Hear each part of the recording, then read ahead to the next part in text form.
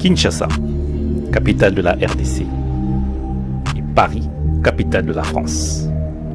Bonjour tout le monde, aujourd'hui je vous propose une vidéo particulière, un voyage dans la ville lumière, soit Paris, et dans Kin-la-Belle, ou Kinshasa. C'est une découverte de deux mondes différents, de deux cultures différentes. D'un côté, c'est le pays de Kasavubu, de Lumumba, de Mobutu, de Bakanja ou encore de Ngaliema. Et de l'autre côté, c'est le pays de Molière, de Voltaire et Diderot, de Charlemagne, de Clovis ou encore de Napoléon. C'est parti. Paris. Paris, capitale de la France, est située du côté nord-est du pays. C'est le chef-lieu de la région d'Île-de-France, qui fait partie des 13 régions qui composent le pays. Elle est composée de 20 arrondissements et est traversée par la Seine. Bon, on parle de Lyon et de la Marne. Kinshasa. Kinshasa, quant à elle, capitale de la RDC, est localisée à l'ouest du pays. Elle possède le statut de ville et en même temps de province, à l'opposé de Paris, qui, elle, est le chef-lieu d'une région. Kinshasa fait partie ainsi des 26 provinces de la RDC. Elle est composée de 4 districts et de 24 communes. Kinshasa s'étend sur 600 km² et possède une population estimée en 2021 à plus de 17 millions, soit 17 239 463 Quinois et Quinoises. C'est la 3e agglomération de l'Afrique après les villes du Caire et de Lagos. Et Kinshasa est la première agglomération francophone du pays. En effet, la population de Kinshasa a dépassé celle de Paris, qui s'élevait en 2021, selon Wikipédia, à 10 890 751 habitants. Paris a une superficie de 105,4 km². À Paris, la langue officielle est le français, bien sûr.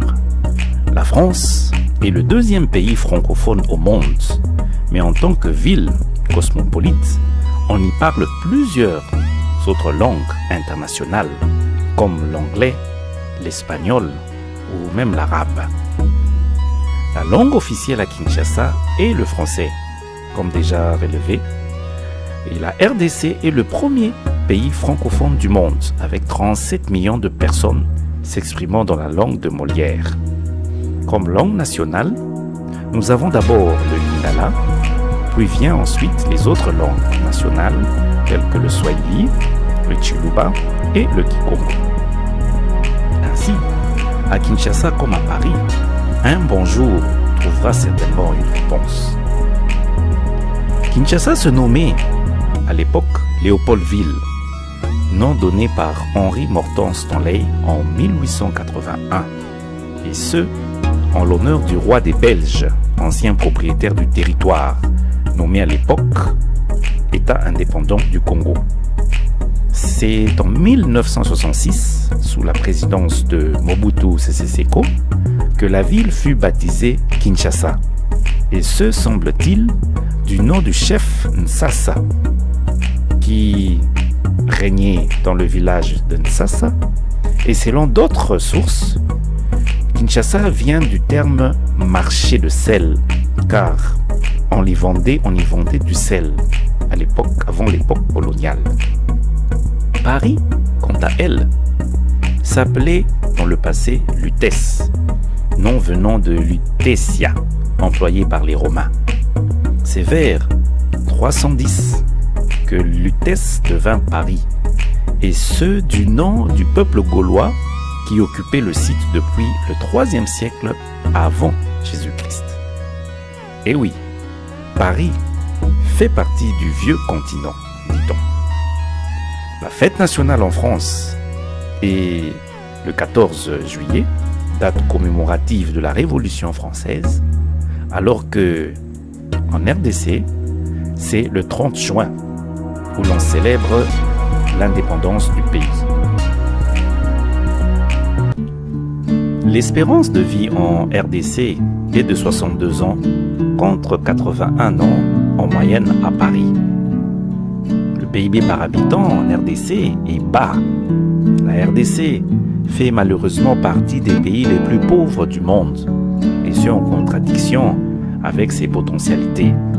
Car la RDC possède un sous-sol très riche et également une faune et une flore très diversifiées, avec un grand potentiel hydro-énergétique. En France, le PIB est élevé par habitant. La France fait partie des pays les plus développés, les plus industrialisés du monde. Elle est membre du G7 et du Conseil de sécurité de l'ONU. Paris, ville de lumière, est une ville touristique.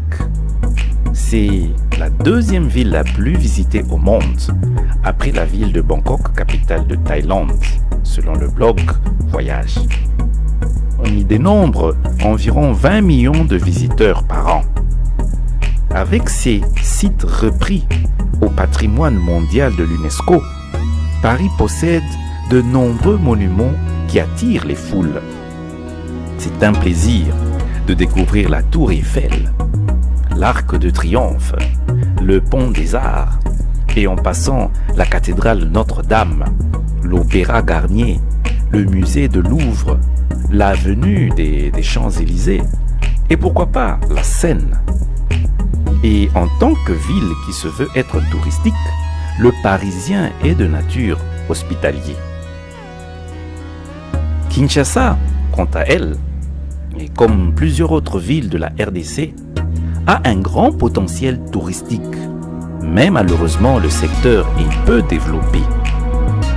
On peut visiter à Kinshasa l'échangeur de Limete, le sanctuaire des bonobos, le parc de la vallée de la Nsélé, l'Akma Valley. On peut également visiter le musée national de la RDC. Également, pourquoi pas, la cathédrale Notre-Dame du Congo, l'Académie des Beaux-Arts. Et pourquoi pas un bout de nature ou chez Tintin, ou le conseiller, et même le jardin botanique. On estime environ le nombre de touristes en RDC à 351 000, et ce par an, répertorié en 2016. Gastronomie. En République démocratique du Congo, le repas est reconnu comme une façon de se réunir et de passer du temps ensemble, en famille ou entre amis. Comme aliment de base, on trouve à Kinshasa d'abord le foufou. Ensuite, nous pouvons citer la chikwang, kwanga en lingala, le riz et enfin la banane plantain ou makimba en lingala. Les légumes sont très nombreux. Feuilles de manioc, épinards, fumbwa, chou, ngai-ngai et sans oublier le haricot. Enfin, les Congolais mangent beaucoup de poissons et de viande. Notons la proximité des cours d'eau. Nous avons le grand fleuve Congo et l'océan Atlantique qui ne sont pas très éloignés de Kinshasa. Comme boisson, c'est la bière avec toutes ses variétés. Le quinois boit assez de Primus, de Tembo, de Nkoi, de Skol, de Beaufort. Et pourquoi pas de la musique. À Paris, les plats populaires sont nombreux. Si vous en connaissez d'autres, merci de m'orienter.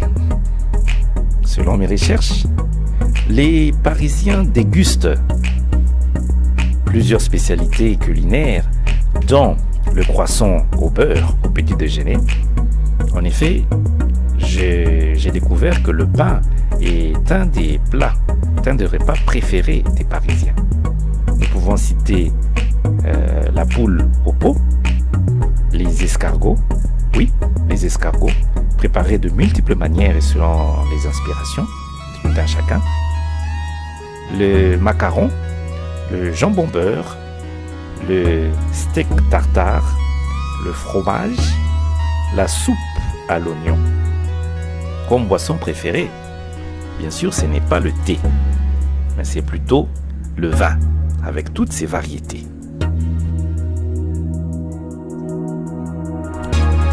En tant que capitale de la France et ville touristique, Paris est une ville très accessible, avec plusieurs points d'accès. Nous pouvons parler de la voie aérienne, et ce grâce aux aéroports de Paris-Charles de Gaulle, aéroport de Paris-Orly et aéroport de Beauvais. Nous avons la voie ferroviaire avec les multiples trains à grande vitesse et métros qui nous permettent d'atteindre Paris. On trouve à Paris plusieurs gares, à savoir la gare d'Austerlitz, la gare de Bercy-Bourgogne, la gare de l'aéroport Charles de Gaulle, la gare de l'Est, la gare de Lyon, la gare de Marne-la-Vallée, la gare du Nord de Montparnasse et enfin la gare de Saint-Lazare. Sur le plan routier, Paris est une ville très développée avec un réseau routier très important. Et plusieurs moyens de transport routier peuvent nous y conduire. On parle de bus, de voitures, de taxis.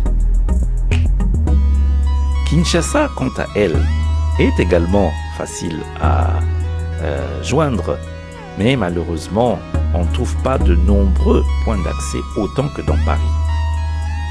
Par rapport à la voie aérienne, nous pouvons parler de l'aéroport international de Njili et de l'aéroport de Ndolo, qui est un aéroport secondaire pour les petits porteurs. On trouve une gare à Kinshasa, la gare centrale, et Kinshasa est traversée par la route nationale numéro 1. Notons donc ainsi le réseau routier et le réseau ferroviaire de Kinshasa est faible. C'est qui est une exhortation au gouvernement pour le développer. Voilà, c'est ce que nous pouvons dire en un premier temps de ces deux capitales. Et je vous souhaite la bienvenue à Kinshasa.